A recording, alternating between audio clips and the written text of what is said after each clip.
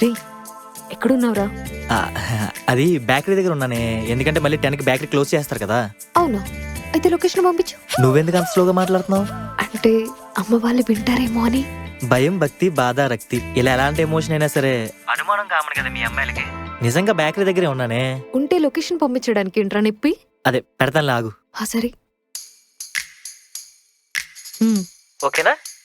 Okay. సత్య, ఈ ఒక్క రోజుకి నా మాటనవే. ఈ రోజు నేను నీవే చాలా ఎక్స్పెక్టేషన్స్ పెట్టేసుకున్నానే. నువ్వు కుదరలేదు అవ్వలేదు అని చెప్పకుండా 12ంటికల్లా టెర్రస్ పైకి వచ్చేవే. నేను 12లోకి రావడం కాదు, నువ్వే ఇప్పుడు ఇక్కడికి వస్తున్నావు.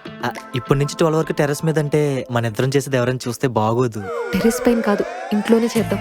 ఇంకొక 5 minutes లో అమ్మ వాళ్ళు ఊరు వెళ్తున్నారు. ఒక 2 days వరకు రారు. ఇంట్లోనే చేద్దామా? నేను అన్నది కేక్ కటింగ్.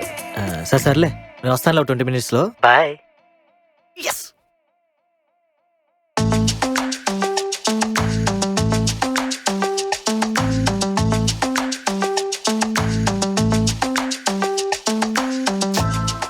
వీడేంటి ఇంకా రాలేదు? రే ఎక్కడున్నావు నువ్వు?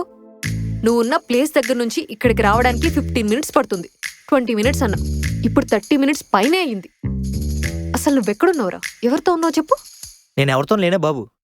అదే ఇంట్లో ఎవరు లేరన్నావు కదా, ఇలాంటి సమయంలో మన సేఫ్టీలో మనం ఉండాలని ఎందుకైనా మంచిది ఈ సమయంలో బాగా ఉపయోగపడే ఒక వస్తువు కొనుక్కుందాం అని చెప్పి ఒక షాప్ దగ్గర ఆగాను. పిచ్చి పిచ్చి నాటకాలు వద్దురోయ్, నీకంత అవకాశం లేదు.